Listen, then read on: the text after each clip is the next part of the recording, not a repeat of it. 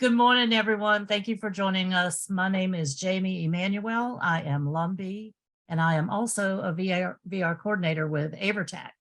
I've worked with both tribal and state VR agencies in a VR counselor role for the past 13 years and with AIVRTTAC. I'm looking forward to today's presentation. We're really looking forward to your input today. And with that, I'd like to welcome our co-presenter, Kimber Olson. Thanks, Jamie. Hi, it's so nice to see some familiar faces and names. My name is Kimber Olson. I live in Anchorage, Alaska, on the historical and contemporary lands of the Dena'ina people. And I'm really happy to be back in the VR world with all of you today and to get to visit with you and to learn from you, as well as to share a little bit with you.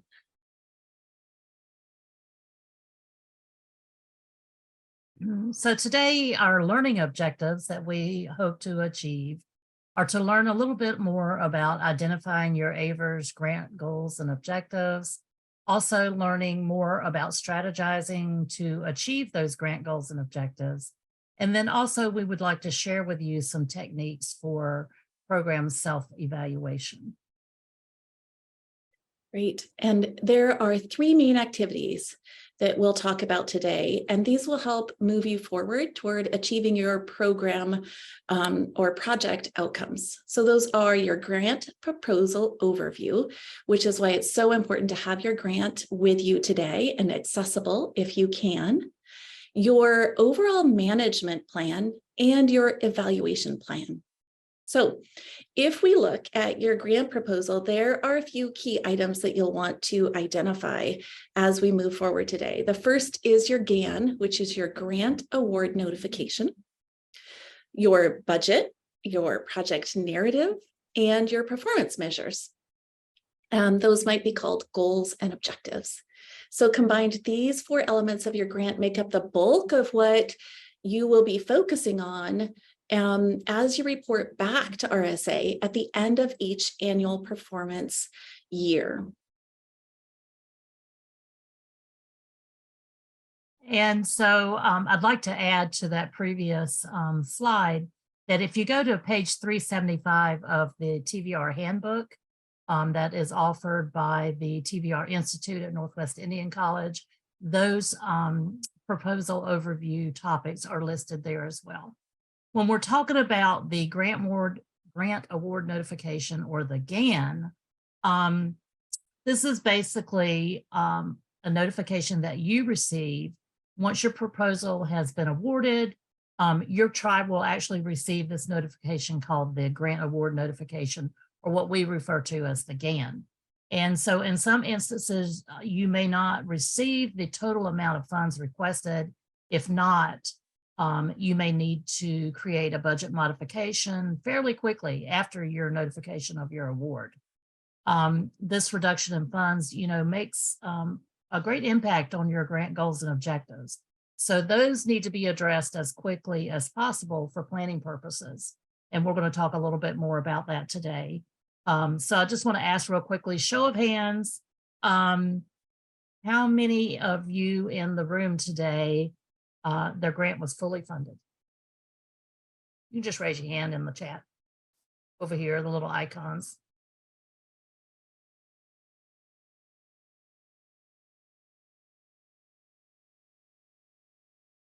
Oh, I see a lot of responses.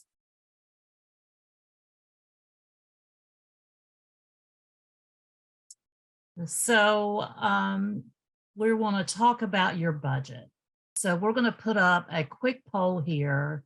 What was your program awarded, or was your program awarded the amount you requested?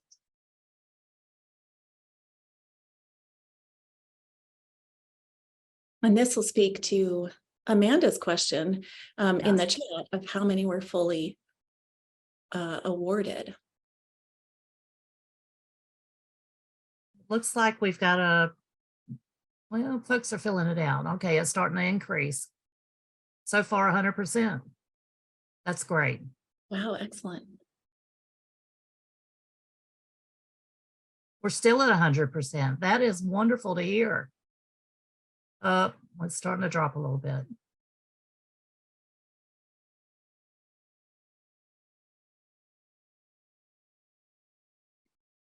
Okay. All right, we're getting more numbers in. So if your program was not full, or your grant was not fully funded for your proposal, maybe you could share with us a little bit in the chat, or raise your hand if you want to talk about it a little bit. Oh, I see Amanda put something. Can you share that with us, Amanda? Hi, so I had submitted the 5-year grant and we asked for quite a bit of money. And when we were awarded the grant, it was less. So I spent quite a bit of time with Sonia Turner, who was my project officer at the time, revising the goals and objectives. Because they didn't award us at the higher amount, I was able to reduce the number of successful closures and individuals in an IPE for each year of the 5-year grant. Thank you for sharing, Amanda. I love Leanne's comment in the chat. She said, I was told to wish big, so we needed to modify. That's a great answer. Next slide.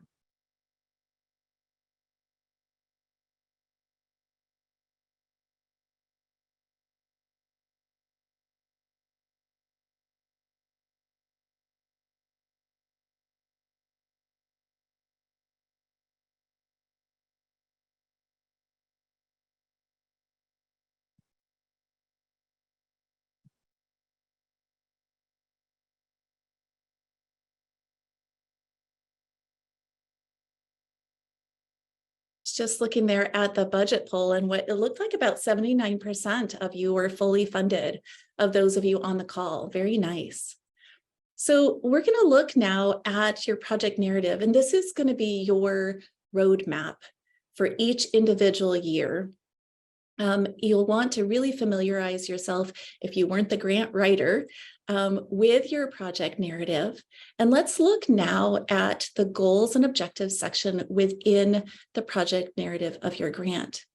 If you have it handy, wonderful, because we're actually going to ask you to share those goals with us, with the whole group, on a platform called Idea Board. So this is a free online tool that you can use to facilitate meetings, discuss projects, obtain information from your staff members. And today we're going to ask you to share some of your goals from your grant on this platform. Everything you share will be anonymous. And if you don't have your grant with you today, don't worry about that. You can sort of summarize what those goals were, give us a quick idea.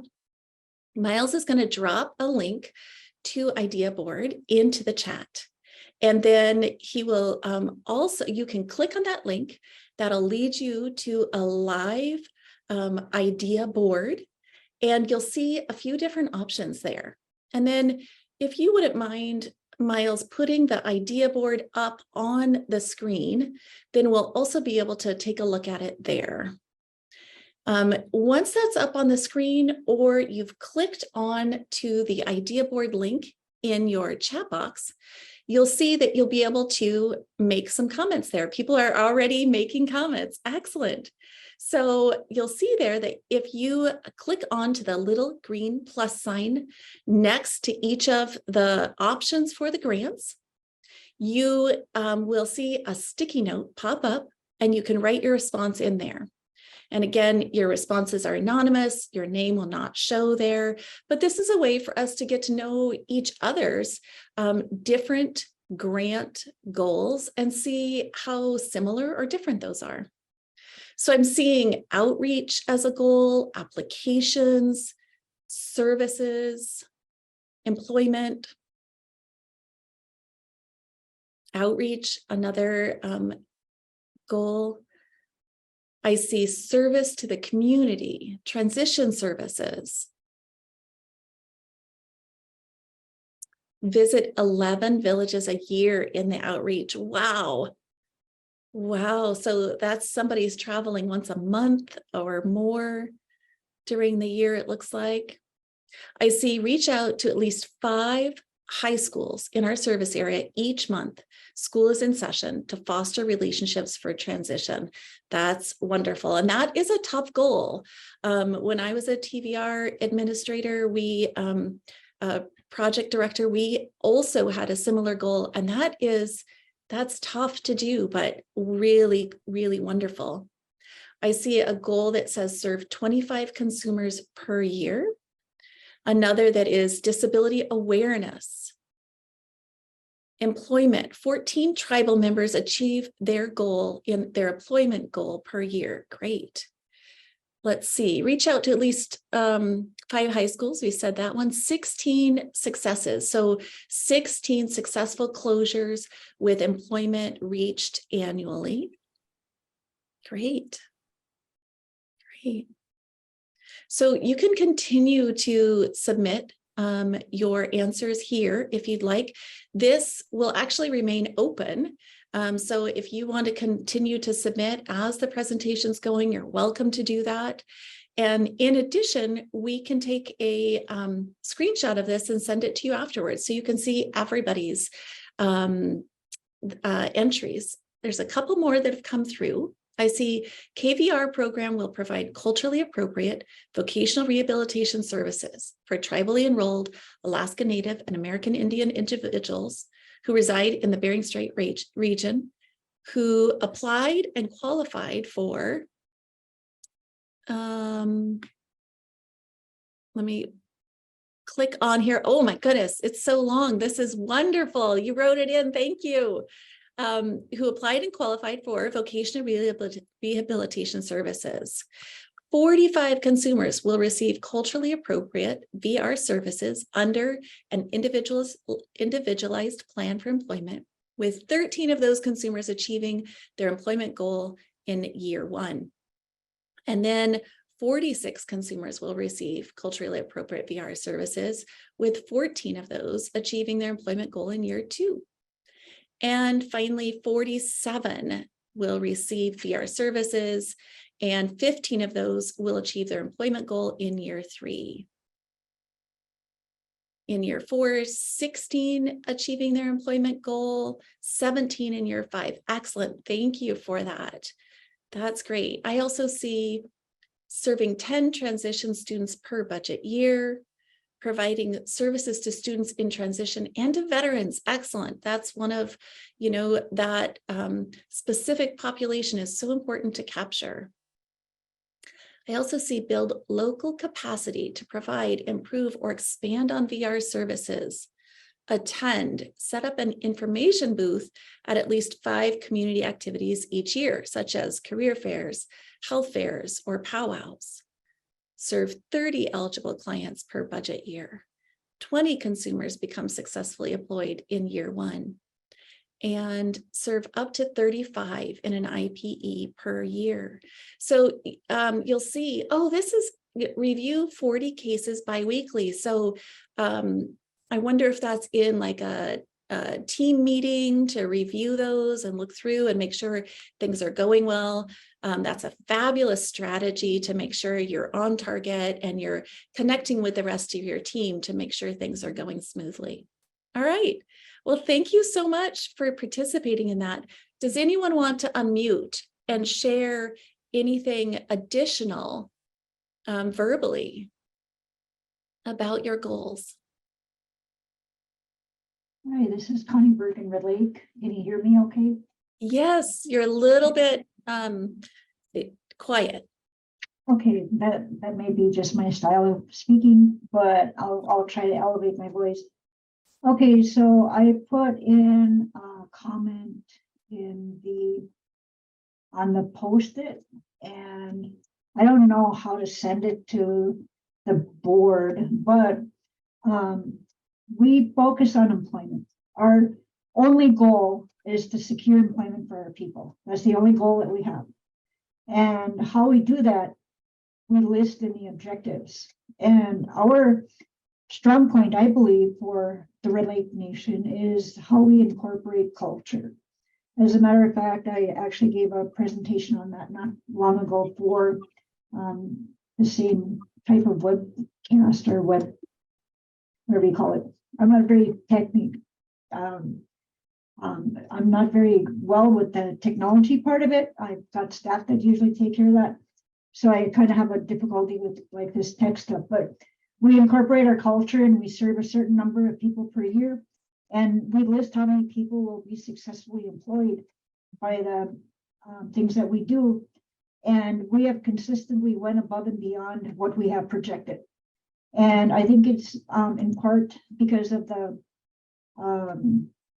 number of years I've actually worked in voc rehab since 1992. And not only here, but also in the Sequan tribe. So it's like tribal and urban knowledge that I'm glad I possess. So the learning or the sharing of information amongst programs is it was in a similar format like this that we got some really good information from Sarah up in Alaska on self-employment ventures, and it was the sharing of that information that we had been in existence for a number of years, I'd say 20 years maybe, and it never dawned on us that we have a lake, we have a fisheries, and to get involved in the fishing, ice fishing season, and now a summertime program for fishing as well. And you won't see all of that written into the grant because we just kind of like respond to the immediate needs of our people, and all under the same umbrella of securing employment for people with disabilities. So we also have a number of other programs that we report the numbers in the annual reporting, but you won't see them listed in our grant because all we do is focus on the employment. And when we have questions on whether or not we can do something, we have really intense communications with RSA. We explain why we want to do something. It's all employment focused. And we use a lot of the incorporating our culture part of it. We do ceremonies. We do, I think we do so much in the cultural part of it. And had it not been for, like I said, Sarah, I don't think we would have, because the fishing, that it is like extremely traditional.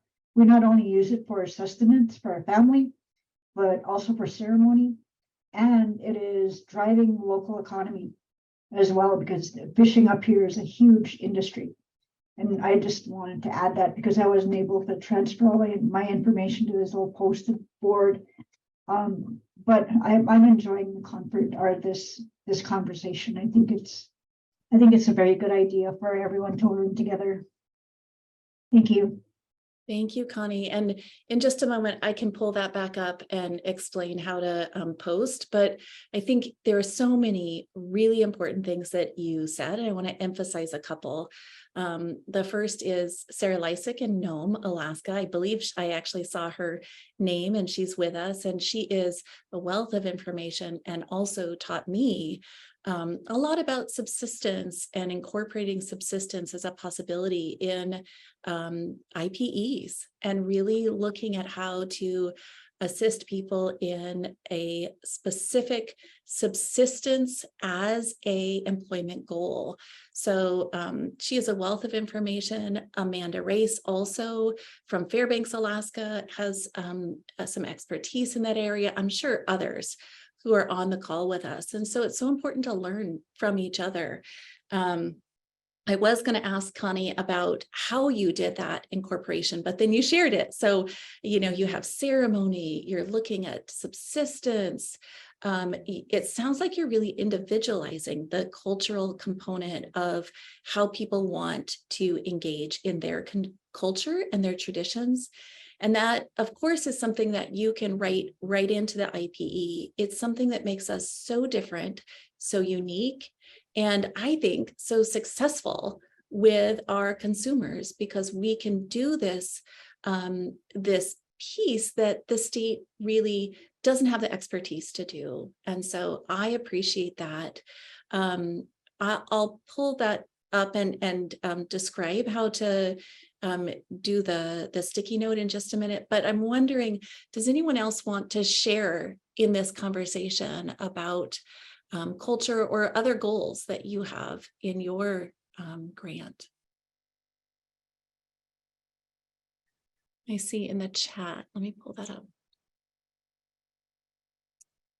So Leanne says the majority of goal information are steps in the objectives and activities. Our prior grant had over 7 goals, and I found it to be too confusing, as the importance is making sure that we're following the objectives and activities to reach the goal. Our subsistence will be much more enhanced in our next grant. I love it, Leanne. So as we go through our presentation today, we're actually going to talk about that piece that you brought up around goals and objectives that are confusing. And sometimes we do inherit a grant that somebody else wrote, or maybe we write a grant and then realize that we need to amend it, or we need to look at that. So we're going to talk about that today. I'm really glad you brought that up. Lavinia, did I say your name right? Yes, you said my name right, Lavinia. Lavinia, wonderful. Thanks for sharing. It's absolutely fine if you don't have your grant information with you today. I'm loving seeing all of this in the chat as well.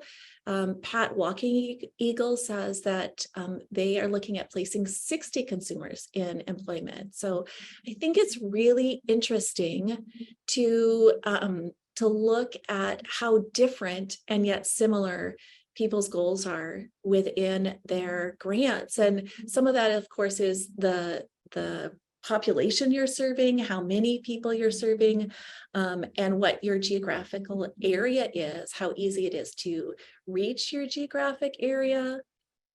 Wonderful, thank you. And I will just, I'll take this moment to also say, if you're looking at wanting to post, what you can do is click on to the green plus sign near one of the goals. You can write, I'm just going to put an example. I'll write in here, example.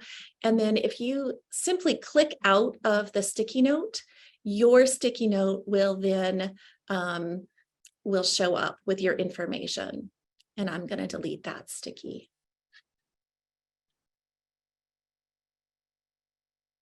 Amanda is chatting that they have 1 goal and 9 objectives. 5 are based on the numbers of consumers served or the number of consumers who achieve their goal, and 4 are specific to action committees, surveys, reviews, and travel.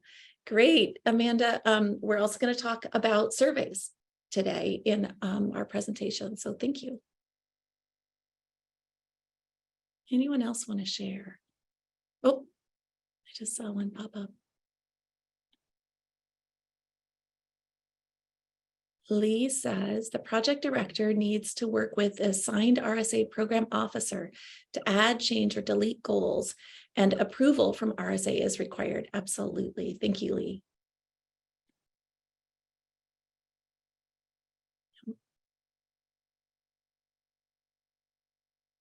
Okay, great. I am going to turn this back over to Jamie.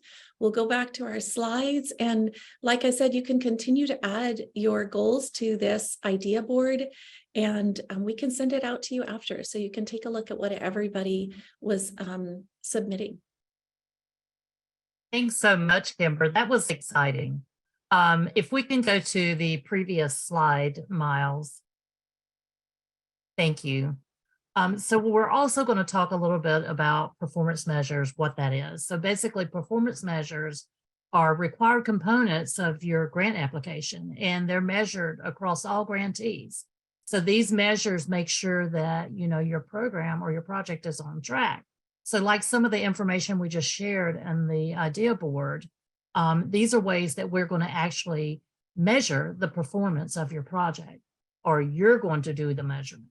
So things like measuring the number of consumers who leave your program successfully employed, or maybe even like the average cost per consumer of services, or even tracking the total amount of each case, you know, like if you want to stay within the average cost of like $10,000 per case. These are all examples of performance measures. And this is how you are making sure that your program or your project is on track. Great. And the TVR grant application also includes other planned outcomes related to your performance reporting. So some of those are how the goals and objectives have been achieved. Next slide, please.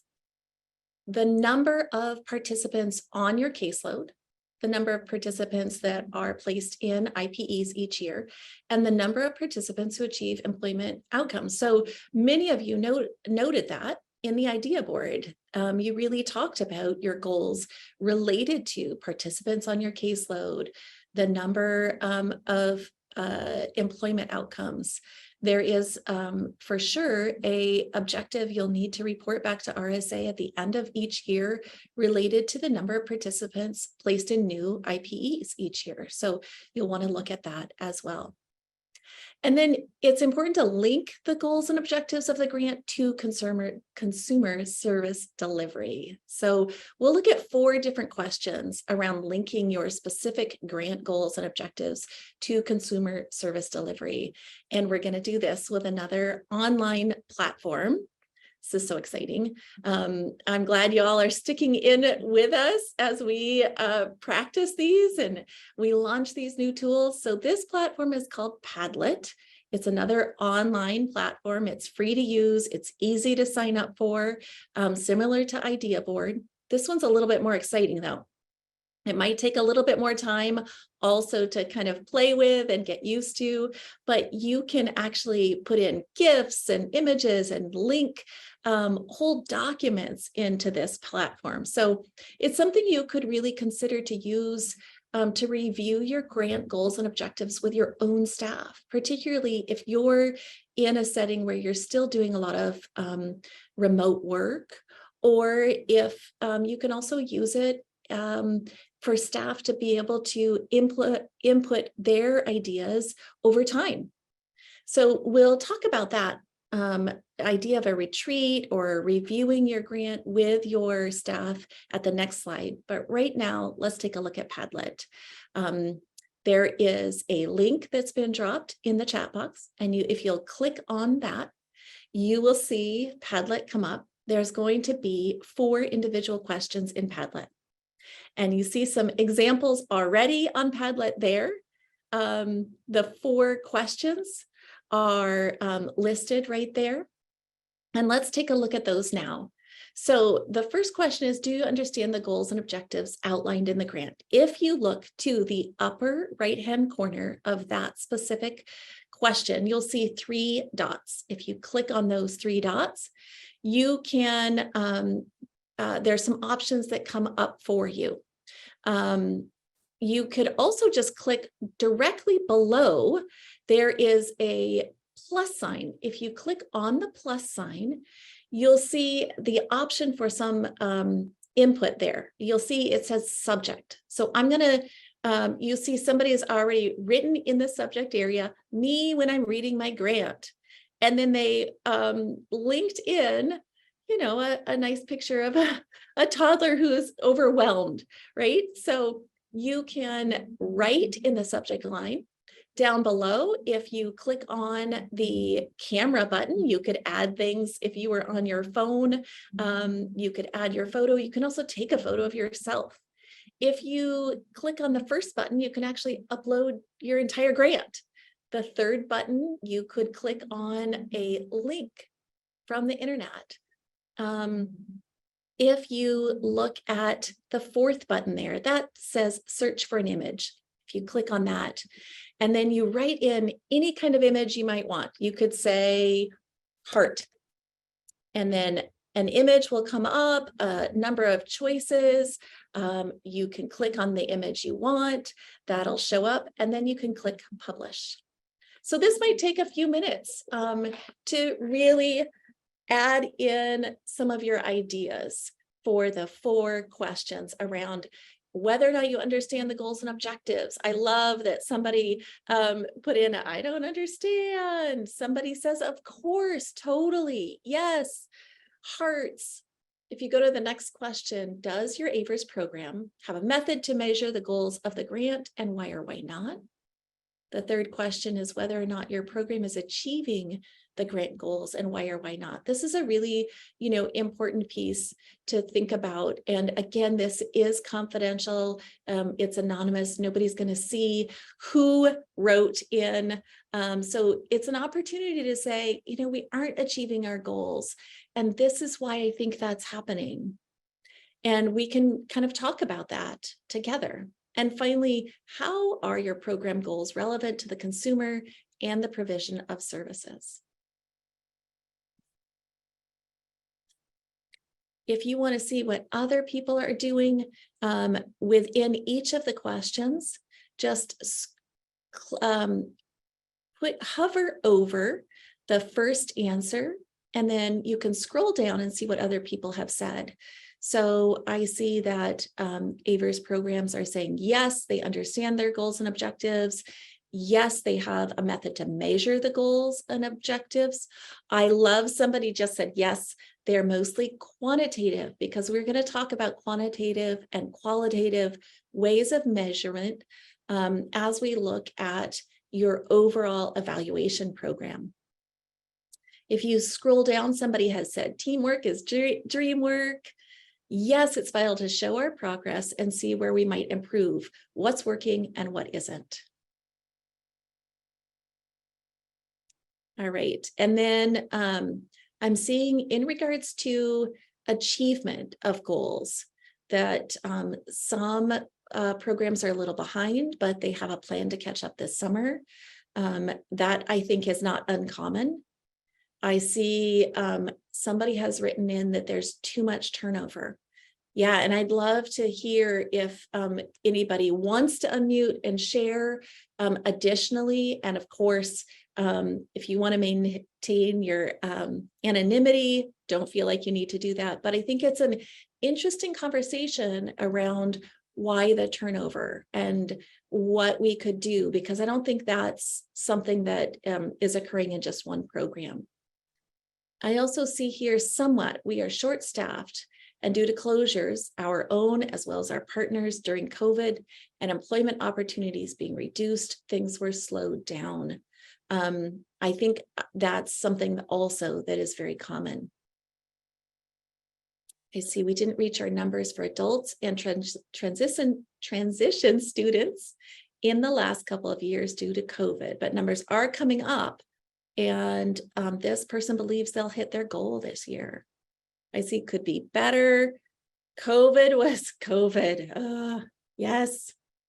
I love that people are putting pictures in. I see a picture of a big fish about to eat a scuba diver, and the scuba diver is thinking, so far, so good. Working on it every day. We're behind on achieving our employment numbers. In our rural community, members are slow in returning to the job market. Yeah, great, thank you.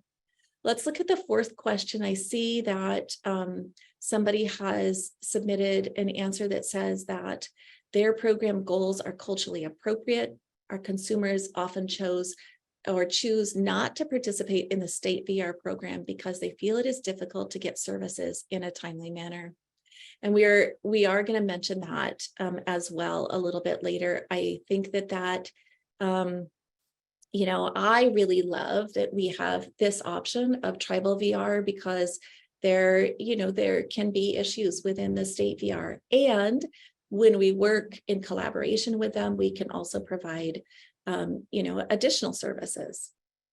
Oh, I love this one that says subsistence is a way of life. And look at that picture. Subsistence defines us. I'm not going to put my old eyes so close to the screen because you'll just see my forehead. But I love that picture, and I'm going to look at it later. Somebody has submitted disability awareness, and look at that picture with accessibility for all. Great. Thank you so much. Again, you can continue to add to this. And we can send you a link so you can see what everybody has submitted later. And let's take an opportunity now to go to the chat box and also to open this up to anybody who would like to share verbally.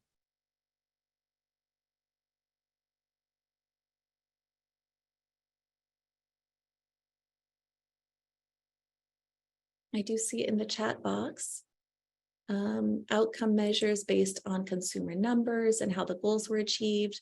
Goals are being met, exceeding the projected goals. Wow, Pat, exceeding Kimber? the projected goals. Yes.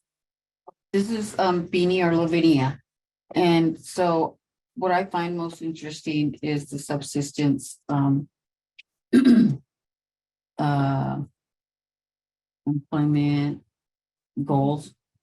And in our area and with the different managers that we've had, I would say that there really isn't a lot of interest in goals and objectives in that area. But I tell you, it's in my heart to, to bring that forward and start blooming in that area, because I just see it so much out there in the community. And, that's this part of it is very interesting. I agree. Where we live in a rural area, but we also extend to a major city, a couple of them, and but here where we're at on the reservation, it's rural. And I think that the more I learn about it, I think the more that we'll implement it. Yeah, thank you, Lavinia. So if I hear you right, you're saying that the managers or maybe grant writers haven't emphasized subsistence or some of the cultural aspects that you do have the ability to write into IPEs, but I don't know if you're writing IPEs or not, but it sounds like you're assisting your consumers with thinking about that, with noticing and understanding it's an option, and talking with them about how to incorporate that. Is that right? Right. So for me, it's individualized with my clients, and not every client, but I feel like it's something that if I could just learn more about how to get it as a goal, get it into our objectives, and I think that for a better understanding with others within the program. Yeah, absolutely. I'm hearing lots of interest in that, seeing lots of interest in the chat about it. Amanda put a beautiful quote in the chat that says, subsistence defines us. We battle the elements and sometimes risk our lives to get the foods we crave. It's not an easy life, but it is ours. And Rachel also wrote in the chat that she's interested to know about programs that are doing subsistence in their IPEs in the lower 48. They have a young man who planned to go to school and work, but then decided he wants to live off the land. And it's not something that's usual in the area. The state VR has paused the case because it's not an employment goal. Looking forward to the training later this month on subsistence plans specifically. Next month. Yes, please look for that and please attend if that's something that you are more interested in. I think it's emerging in a lot of the TVR programs that I've talked to in the lower 48. I'd be really interested to hear if there's anyone, in Alaska, we call the rest of North America the lower 48. And so if those of you who are in North America other than Alaska are writing subsistence goals into your IPEs, I'd love to see you put your name in the chat box or unmute and share that so that you can connect with one another. It's something that definitely is still going on in Alaska. And I know that Amanda and Sarah, and I don't know who else might be on from Alaska, but when I was with the Aleutian Pribilof Islands Association. Certainly it's something that's still going on in that area. In the chat. Thank you all so much for the comments and the discussion on subsistence. And yes, it is something I'm looking forward to hearing more about too, as we focus on that. But getting back to today's presentation, we're going to start talking about the management plan. Next slide. So basically, those performance measures that we were just talking about, you know, the management plan is really what determines how you're going to reach your goals and objectives each year and throughout the entire 5-year grant period. So it is what's helpful, you know, to both the directors and the project staff is to review your management plan during possibly a yearly retreat or during regularly scheduled business or staff meetings, so that you can consider some of the following questions. For example, are all of your staff aware of the plan to achieve those grant goals and objectives? Are you able to analyze your program methods of outreach or your provisions of service processes? Do you need to make changes to reach your goals more effectively? Those are things that we talk about when we're talking about the management plan. We're actually on the previous slide, Miles. So the management plan really incorporates all of your project's goals, provides a timeline to implement those goals, and also identifies any specific tasks, assignments for staff. It also gives deadlines or even gives you a timeline. So consider maybe having a staff retreat or a business meeting or staff meeting so that you can review all of your annual goals and objectives and begin developing this management plan, you know, these strategies to achieve those grant goals and objectives on time and within your budget. Next slide.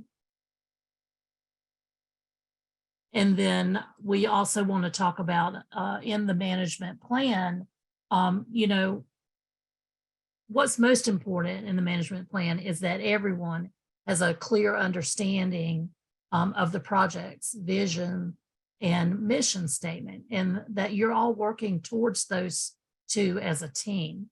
So this clear understanding helps to, number one, ensure each team member's voice is heard, also keeps everyone on the same page, you know, so there's really not a lot of deviation from that plan or from the processes that you've agreed upon. Sometimes deviation's good. You have to do what you have to do to get the job done. But sticking to the plan is really important because it kind of keeps everyone on the same page. And so we want to talk about a value word. If anyone would like to participate in this activity, I'd like to ask you to put a value word in the chat, or even just raise your hand and speak out loud and share with us what you feel, what one word reflects your project's vision and mission statement.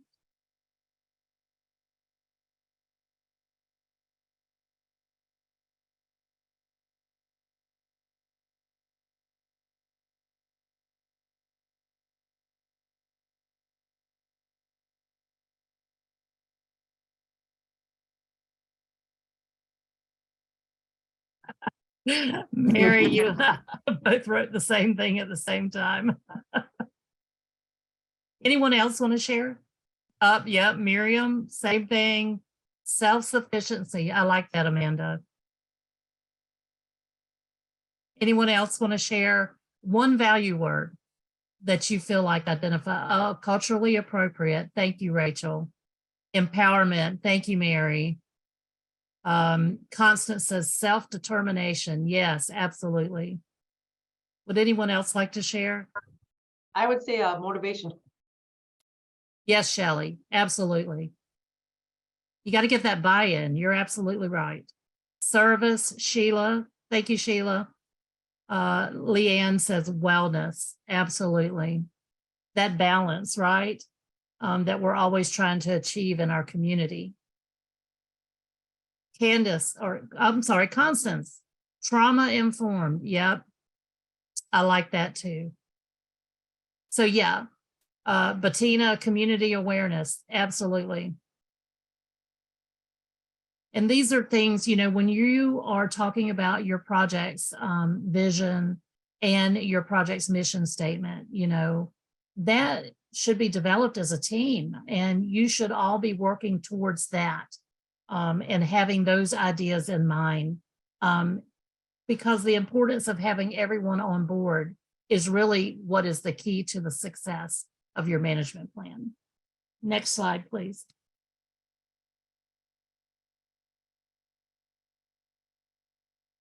So we want to talk about what we feel like are some questions that should be asked. You know, is your management plan realistic? Are you able to achieve these goals and objectives with your current management plan? Have you considered what time commitment each staff has dedicated to the management plan?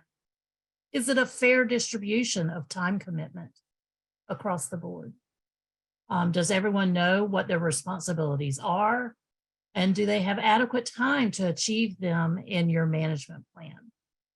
And finally, if you've had said no to any of these questions, a possible revision to the management plan may be necessary. So this is approaching the management plan as a team. I feel like a team component to every part of this presentation. And it's so important because if you don't have the entire team helping towards the overall goal, then I don't feel like successful achievement is going to occur. Maybe it is. Maybe one person makes all the decisions and everyone just makes sure the job gets done. But, you know, these are some of the questions you should be asking yourself when you're developing your management plan, being realistic. So a few more Next questions you might also consider are looking at your grant timelines.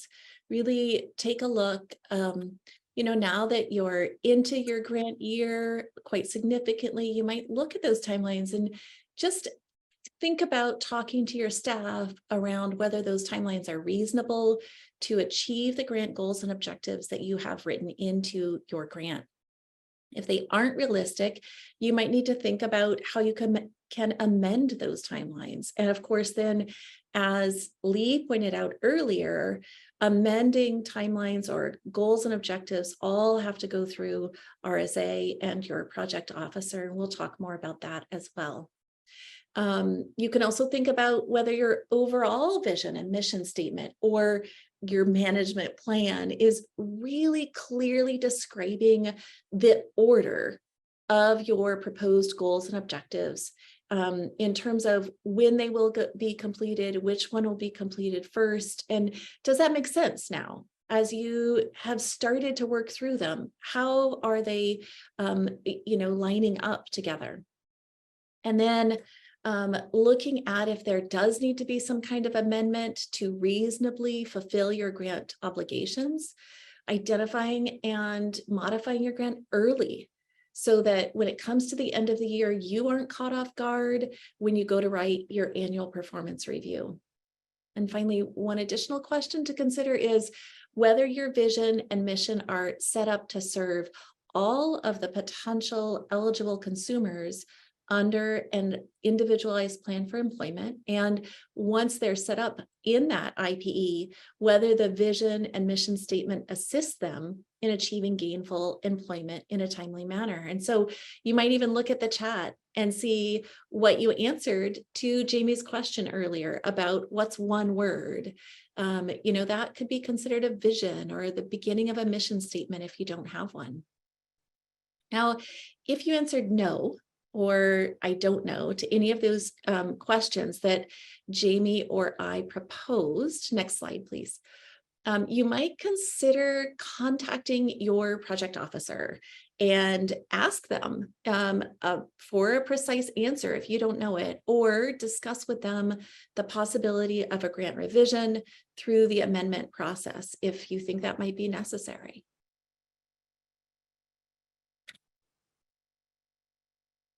And real quick, Pat had put a question in the chat and wanted to know if there was a guide, I guess maybe an example is what you're asking for, Pat, in the TVR handbook for a management plan. I don't know for sure. I'm not sure if any of the instructors for the Institute are on today that could address that question. You know, your management plan, and I'm going to talk about that on this slide right now. When you're holding regularly scheduled management meetings, either quarterly, yearly, or however you wish to hold them, during these management meetings, some good questions to ask would be, you know, does your timeline reflect achievement of your grant goals and objectives? Did you anticipate any challenges that you may, you know, require some adjustment to your timeline for achieving those goals and objectives? Have you considered making changes to your operations plan or even possibly some of your processes? So within your management plan, is there a process for documenting consumer outcomes?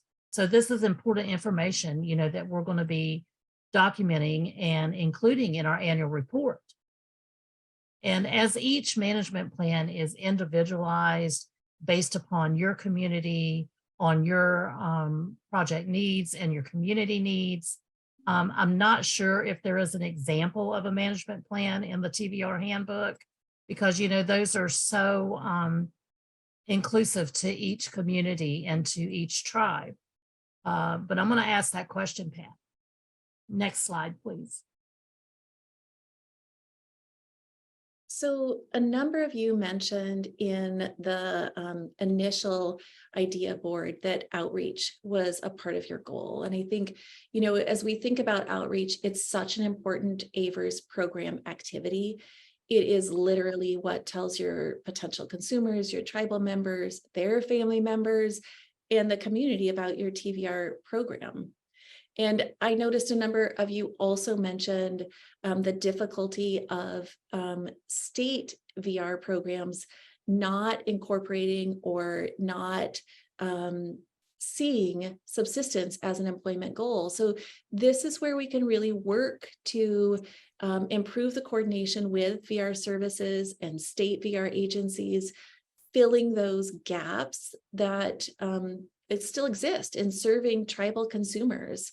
This is why there is such a need for program outreach.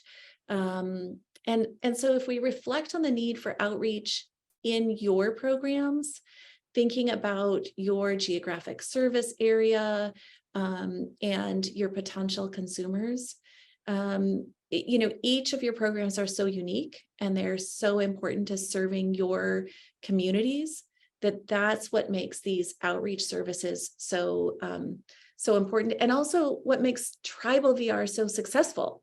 You know, we have that ability to incorporate culture and different methods. And I would just like to add to this slide. So when we're reflecting on and talking about the need for outreach, you know, most of our AIVRS programs provide VR services to individuals with disabilities living on or near the tribal geographic service area. You know, and most of these are in really remote and rural areas. You all know that. That's nothing new to this, to the attendees that are here today. You know that we're dealing with a lot of exceptional situations. So, you know, most state VR agencies aren't able to provide VR services in a consistent manner to American Indians with disabilities. So that is why there is the need for these AIVRS projects. So with the inception of AIVRS grant projects, there have been some improvements in the coordination of VR services within state agencies. However, there are still huge gaps in serving tribal consumers. Therefore, that is why we need this outreach, right? That's why it is so important to AIVRS programs and AIVRS program activities, because we're trying to inform tribal members, family members, community members about tribal VR services that we are helping individuals with disabilities prepare for gainful employment. So, you know, a lot of folks say to me, Well, when does the VR process start? When they sign the application? No, in my mind, the VR process starts at outreach because that is one of the most important steps, I feel like, of the VR process. Thanks, Jamie. I absolutely agree. There's a couple of submissions in the chat box around really interesting and innovative ideas for outreach. I wonder if anybody would like to unmute and share some of your ideas and some of the ways you've provided outreach. This is Connie Berg in Red Lake. Okay, so we have a radio station. The tribe has a radio station, and it's WRLN. And as far as I know, it's far-reaching. It's not like restricted to the local area. We have members in New York that listen to it, members down in Florida that listen to it. So it's like national coverage. And so I went and they interviewed me. And while the interview was taking place, they also Facebook Lived and sent that out. And I think hearing what we do, I mean, like these are some of the projects that we've worked on. This is what we do. We have Cedar Ceremony for Women. We have the ice fishing project, and then also letting them know who can actually be served by vocational rehab. Okay, we make it very clear that you have to have a disability, and that disability has caused or creating an impediment to employment. I still use that language, by the way. It's genius, actually. And the number of calls that we have right after that radio broadcast was unreal. It's like I always knew you guys were a tribal program, but I didn't really know what you did or who you served.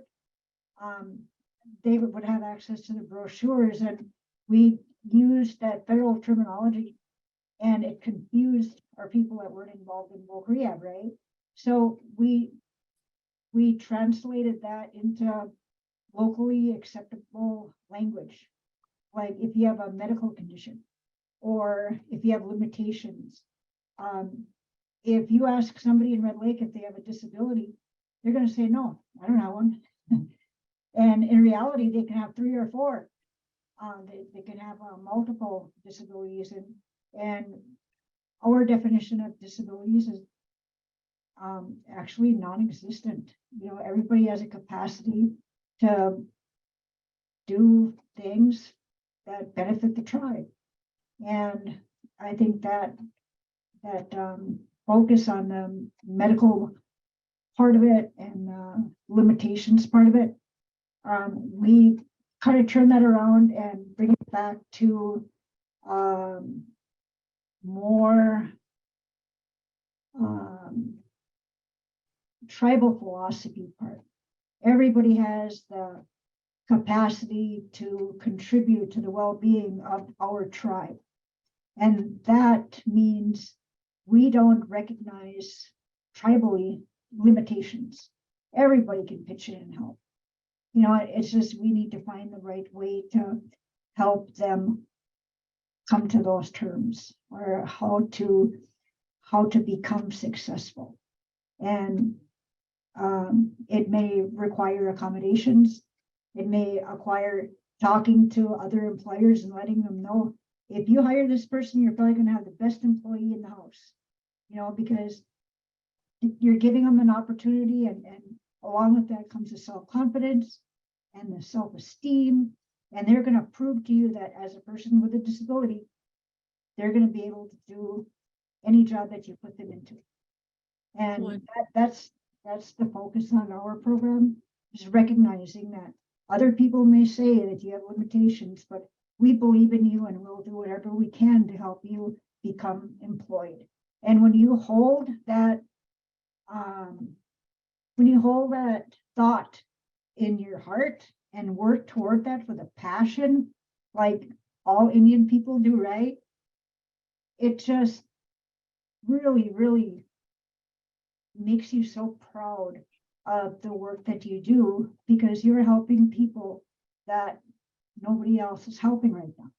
we're the most underserved population in the country, right? And here we got people that have been involved in the field, and you wonder why they maintain their careers in the voc rehab world for 30 plus years. It's because of the love they have for their people and how proud they are when we become a successful component in their lives. Oh, thank you That's so all I need much. to say. Thank you. Thank you. Thank you so much, Connie. That is wonderful to hear. We're going to move on to the next slide. We're kind of getting short on time, and we still have a lot of good information that Kimber's going to share with you about the evaluation plan. Okay, so evaluation plan. We have talked about the overall grant proposal. We talked about the management plan. Let's talk about evaluating. And Miles is going to drop a link into the chat box for a consumer satisfaction survey example. And you can find this on the AIVRTTAC website. I'm actually going to share it with you on the screen, and we're going to go through it a little bit together so you can see what is on here. So I'm going to ask if it's okay with you, Miles, if I can share the screen, or if you'd prefer, yeah, you could share you share that? So Miles put a link in the chat to the consumer satisfaction survey example. And here it is. Kimber is sharing it with us. If you go to the link in the chat box, the Ava posted just now, you can actually open up these examples of the consumer satisfaction survey. And Kimber's going to go over that with you. Great, thanks, Jamie. So there's a number of examples here.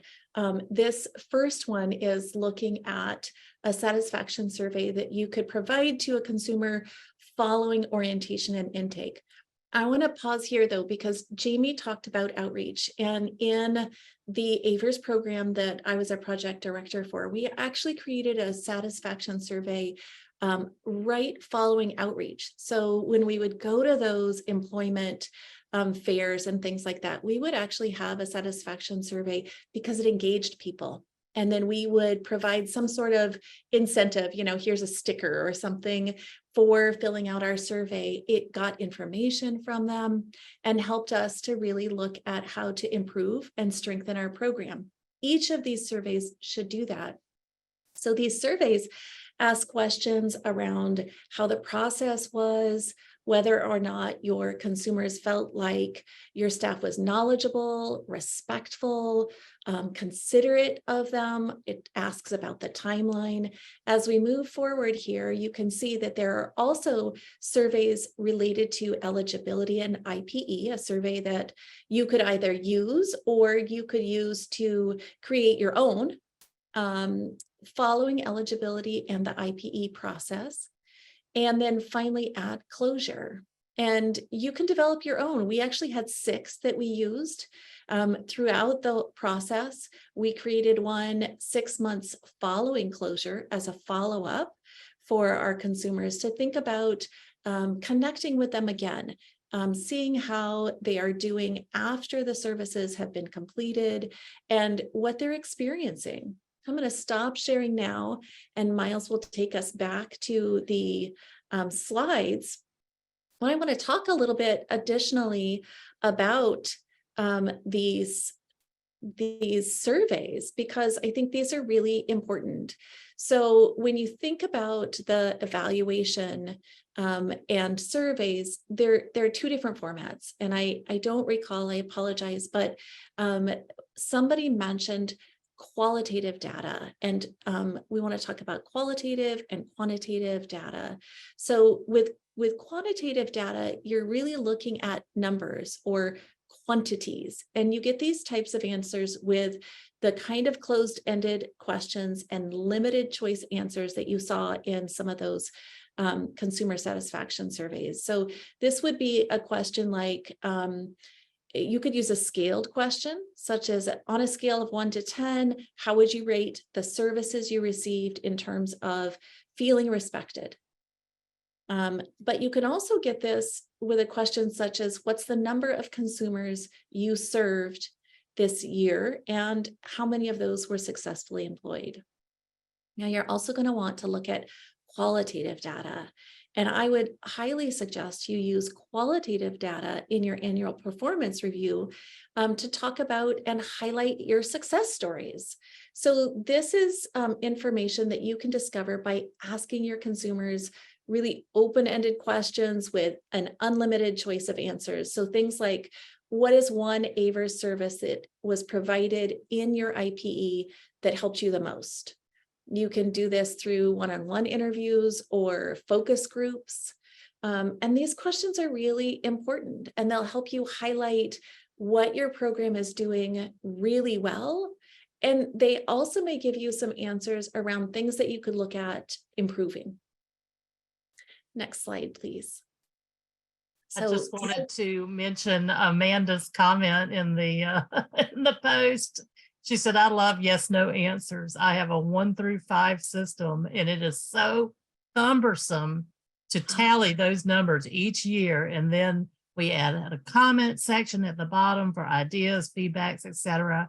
She said, I am definitely changing ours in this new grant proposal. That's great. Thanks, Amanda.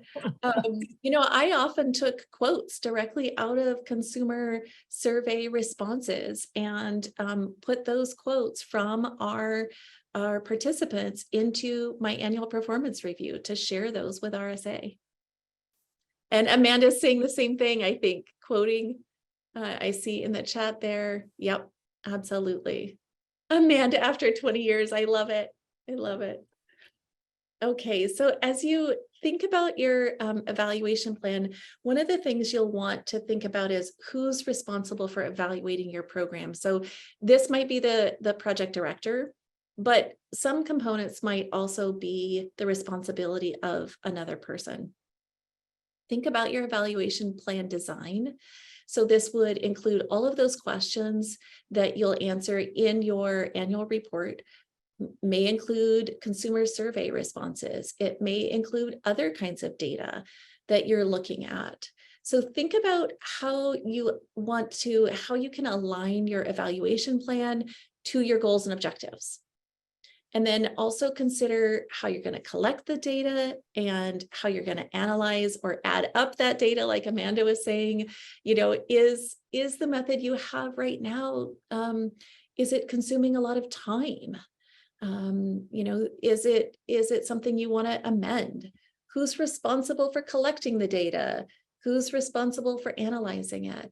And then finally, when you review your evaluation plan, consider whether the evaluation tools themselves are appropriate for a tribal specific program. And if you want to amend those, if you're using tools that were developed by the state, do you want to amend those? Do you want to create your own tools that are really specific to your community, your tribal nation, your area? And then another portion of your evaluation plan is whether you use electronic software for case management, whether the evaluation plan includes a consumer satisfaction survey, especially at closure, so you can really evaluate the quality of those services over the entire IPE and the time that you've worked with a consumer. You'll want to think through whether your evaluation plan includes the use of an external evaluator. So you may have an assigned external evaluator. This could be something that was written into your grant proposal. But if not, you might want to identify if that's something you want to think about amending. Is that something you want to add into your plan? Is that something that can fit into your budget? To really look at an external evaluation to help you identify any blind spots, any areas you might need to work on improving, and also to really highlight those areas you are already strong in and celebrate that. And take some time to really celebrate that with your staff as well. You want to look at whether the evaluation plan includes the use of the funding agency requirements. So in other words, are you meeting RSA requirements? Are you following through with what they're wanting to see from you? And finally, does your evaluation plan include a way to obtain program performance feedback so that you can develop a corrective action plan if that's needed. All right, overall, for your evaluation plan or review process of your program, you'll want to develop an annual work plan and your program priorities. This is something you could use Padlet or the idea board for as you talk with your staff, or you might want to think about meeting with them in person. If you do want to make any changes to your approved grant award, remember you will need to get approval from your RSA project officer. And now I'm going to turn this over to Jamie to finalize our presentation, close us up, and bring us home. Sure. So we wanted to share with you quickly as we're closing up the AIVRTTAC website, AIVRTTAC.org, has a tool listed there called the Program Evaluation Checklist tool. So if you go to our website, you can actually download that tool and use that. There's instructions on how to use it, and it's a really nifty little tool for self-evaluation. And I'm going to try to share my screen real quick. Oh, I'm not able to share. If I do share, it's going to stop the slideshow presentation. Miles, can you share that for us? Actually, you can go ahead and share. It'll start. The slideshow will keep going in the background. Oh, okay, great. Let me make sure I've got the right one open. And can everyone see that document? Yeah. Okay, great. So if you go to our website, go to our tools and products page, I think it's the second or third product down, the program evaluation checklist. Here are the instructions on the first page. Basically gives you the instructions on how to use the tool. Basically this is a checklist or what we call a self-evaluation, and it's intended for your program or your project directors or managers to develop an annual evaluation plan specific to your project. So this checklist provides, suggestions, items to think about when you're developing your self-evaluation plan for your program.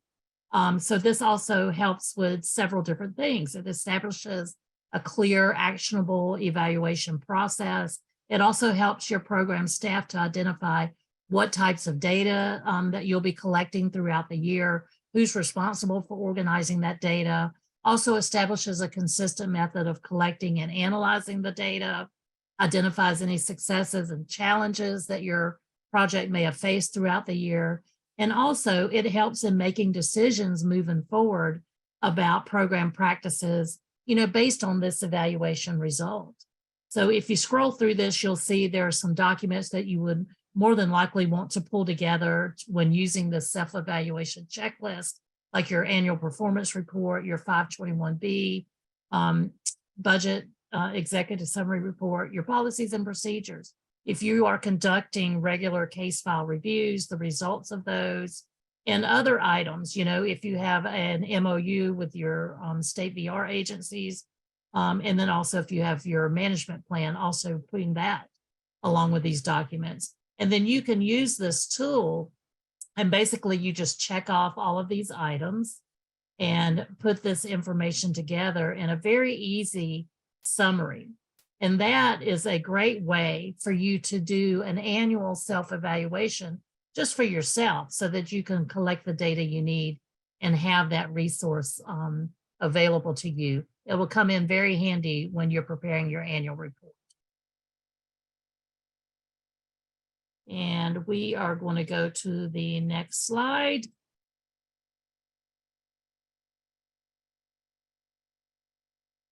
Oh, wait a minute, there's some comments in the chat. Connie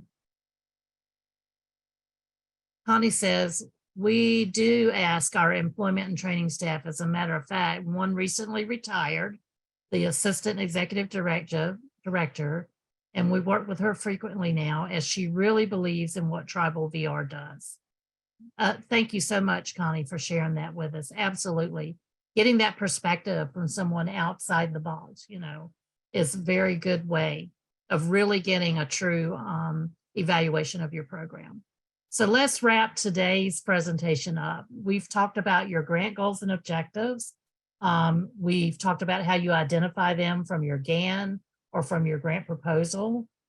We also discussed setting up a timeline for achieving those grant goals and objectives each year and throughout the 5-year grant project. Have you received any, have you reviewed this with your staff? So, getting that team effort together on reviewing your grant goals and objectives and also creating that management plan is a good way to get started. And also, we talked about self-evaluation. So on the next slide,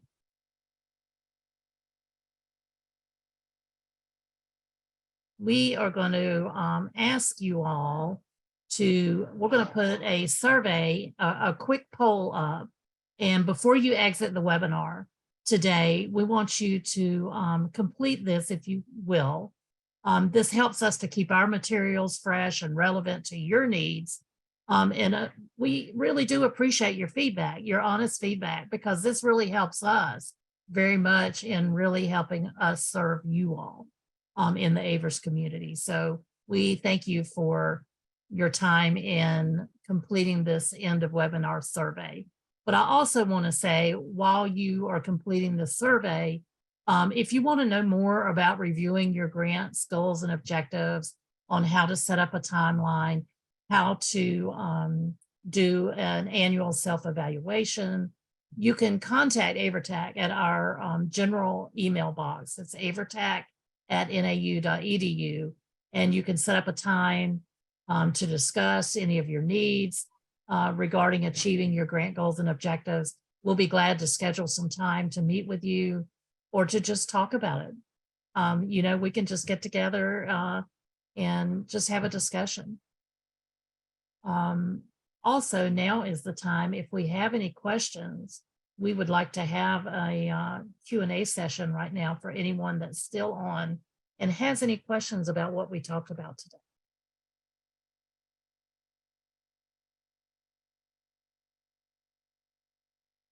Kimber, do you have anything you'd like to add to that? Well, I just saw a couple things pop up in the chat box. So I see from Connie, she says her best resource is her staff, and she has them fill out a survey as well. That's amazing. I love it. Amanda says 6 of 11 are writing in Alaska this grant year. Do we know how many national are applying? I do not know that information. I'm not sure where we would get that information from. So this is Rebecca and Amanda. I would really suggest that you throw that out to RSA when the AIVRS RSA Zoom meeting happens on next Thursday.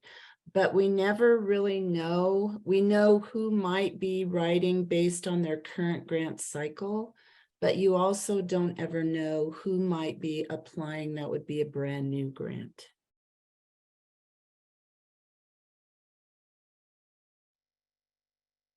Thank you, Rebecca. I also see Sarah's leaving. Thank you. Amanda said usually about 6 brand new each time. Oh, wow. That many. Yeah, it's pretty consistent as AIVRS becomes more well known. Tribes come together to write, so. But remember, an existing tribal VR program gets bonus points. That's That's true. right. Thanks, And- Sarah, for your comment. Thanks for joining us today. Yeah. Rachel said she thinks this is one of the big years due to the gap years a few cycles back. That's right. Leanne, you are certainly welcome. Thank you for joining us today. Oh, you guys are preparing for your next year's application. You're right. Can never be too prepared. That's for sure. Nice. Yeah, so Rachel, you brought up that it's only 5 bonus points now, and actually, Connie, they dropped it to 5 several years ago. I think probably about 7 or 8 years ago, maybe even longer, they dropped it from 10 to 5. So, but 5 is better than nothing, so that's a good thing. Yeah.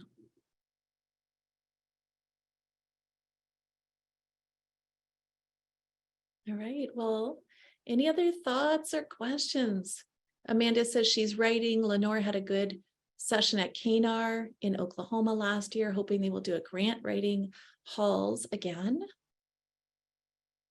Lavinia says, thank you. Thanks, Connie. That's great. Thank you. Well, I really enjoyed today too. I so enjoyed getting to see some faces and names and chat with some of you I haven't chatted with in a year. So wonderful to see you again. I saved the idea board. I left it open because I wanted to go back and see what people were still adding to it. Oh, I just love that activity. Thank you, Kimber. absolutely, absolutely. And And then the other one, the Padlet. Oh yeah, the Padlet was really cool too. well, and for those of you who didn't notice, there were some other resources put into the chat by Amanda and Sarah. Thanks for those resources.